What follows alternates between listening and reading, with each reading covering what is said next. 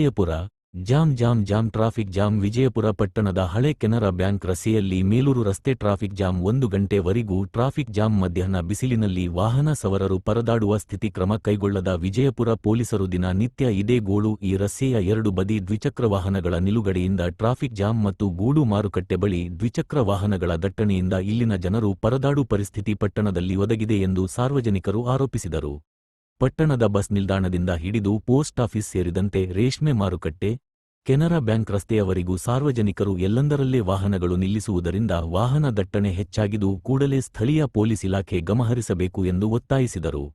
ಪಟ್ಟದ ಕೆನರಾ ಬ್ಯಾಂಕ್ ವಹಿವಾಟು ಹೆಚ್ಚು ಇರುವುದರಿಂದ ದ್ವಿಚಕ್ರ ವಾಹನಗಳು ಎಲ್ಲೆಂದರಲ್ಲೇ ನಿಲ್ಲಿಸಿ ಹೋಗುವುದರಿಂದ ಇಲ್ಲಿನ ಸ್ಥಳೀಯರಿಗೆ ಈ ರಸ್ತೆಗಳು ಅವಲಂಬಿತವಾಗಿದೆ. ಪಟ್ಟಣದ ಪೊಲೀಸ್ ಇಲಾಖೆ ಸೂಕ್ತವಾದ ಪೊಲೀಸ್ ವ್ಯವಸ್ಥೆ ಕಲ್ಪಿಸಿದರೆ ಪಟ್ಟಣದಲ್ಲಿ ಯಾವುದೇ ಟ್ರಾಫಿಕ್ ಸಮಸ್ಯೆ ಎದುರಾಗುವುದಿಲ್ಲವೆಂದು ಸಾರ್ವಜನಿಕಗಳು ತಿಳಿಸಿದರು. ತುಂಬಾ ತೊಂದರೆ ಆಗುತ್ತಿದ್ದರೂ ಇಲ್ಲಿನ ಪೊಲೀಸ್ ಇಲಾಖೆ ಕಣ್ಣು ಮುಚ್ಚಿ ಕುಳಿತಿದೆ. ಇಲ್ಲಿನ ಪೊಲೀಸ್ ಸಿಬ್ಬಂದಿ ಯಾವಾಗ ಇರುತ್ತಾರೆ ಇಲ್ಲವೋ ಗೊತ್ತಿಲ್ಲವಾಗಿದೆ. ಪೊಲೀಸ್ ಇಲಾಖೆ ಸಿಬ್ಬಂದಿಯನ್ನು ನೇಮಕ ಮಾಡದಿದ್ದರೆ ಸಾರ್ವಜನಿಕರ ಮೇಲಿನ ಅಧಿಕಾರಿಗಳಿಗೆ ದೂರು ಸಲ್ಲಿಸಲಾಗುವುದು ಎಂದು ಸ್ಥಳೀಯ ಆರೋಪಿಸಿದರು.